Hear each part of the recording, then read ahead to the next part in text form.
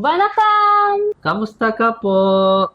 This video is about my travel document to get married here in India. This can be a reference also who wants to get married for other countries too. So let's get started. To start off, we have here all the travel requirements to make it easier for me to comply. So first, you need to have passport. Make sure that your passport is not getting expired in the near future. Okay. So the e-visa. So we applied through online with this one, e-visa. Next is the back and forth ticket. Make sure that you book your tickets earlier so that flight tickets are cheaper. It will be more convenient to choose the dates. Make sure that everything is done in the early stage. So next is we have the documents that we apostilled. From my side, I had my birth certificate and then my Sinumar. And the last is Certificate of Authority of Notarial Act or CANA. So just a quick highlights of this CANA. This is very important, guys, because this should be signed by your parents. You're in front of the lawyer. Okay. So next is we're done with the apostle document. So for him, he needs to authenticate things too. So what did you authenticate? You can ask your partner to make an affidavit of support. Yes. Then one more is like an invitation letter. Almost both will look similar. You have to make this both ready. Then get a signature from a notary person who is a lawyer. Then later they can send it to their own embassy to get attested or apostilled. That document has to be sent to you as a hard copy. Soft copy is not accepted in any of the immigrations. Along with that, you have to send for authenticating your bachelorhood. You have to make a single status report in your government online. Officially, it can be made in online and attested in Indian embassy. Along with that, you can take a police clearance from your nearest police station through online, and you will get it printed out. So all these 4 documents like affidavit of support, invitation letter, bachelorhood, which is single status report, then a police clearance certificate. All these 4 together you have to send for attestation in your embassy. So after you apostilled your documents, what things you did after that? Once I received all this apostille document, so the main thing is like we have to send it through courier to you. Better you send through DHL. Okay. Like it will take maximum 5 to 6 days to reach.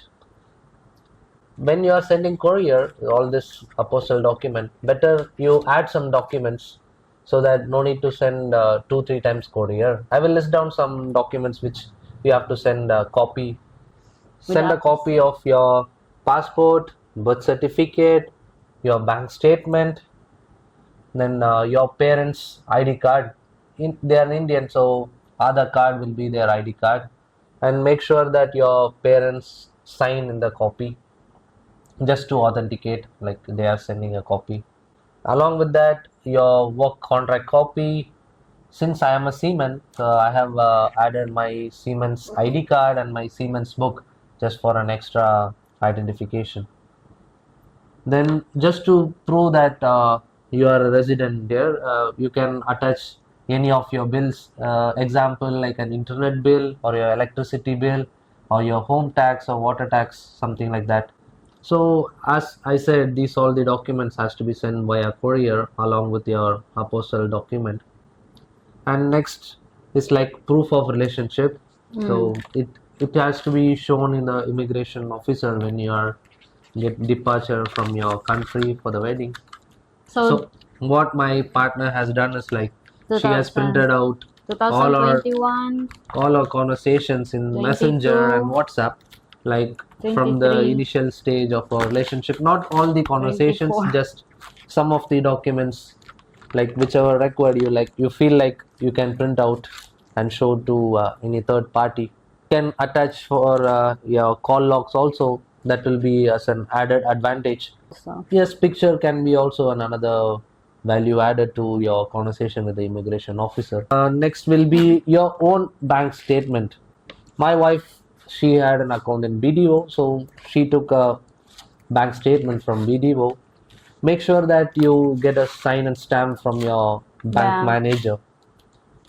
Then next will be if you are a working person in your country, better you submit a formal leave a letter to your manager or your boss. And also the certificate of employment. So I requested a certificate of employment to my boss, and he provided that also. And I have the updated payroll. So the next I prepared is my travel insurance. I'm staying here for 90 days. So they offered me for 90 days, and I paid like 2,943. And next is my COVID-19 vax certificate. One more thing is that you need also somehow like this, apostle and guide. For safety. Yeah, just for safety if they ask. So, and last is my receipts. For example, they will be confused. They are not convinced with anything. They somehow ask a receipt. If you're the one doing or processing all your documents, so you will have all the receipt. You need to keep that.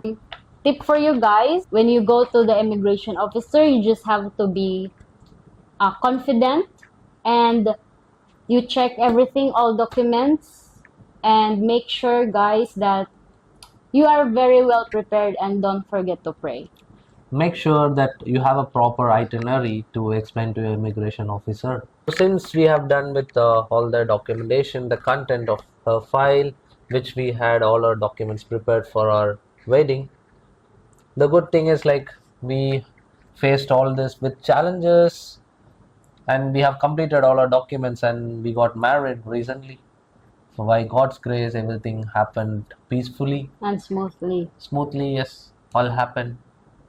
I was having a smooth How was immigration immigration. officer in India when you reached Indian airport? He only asked me the e-visa.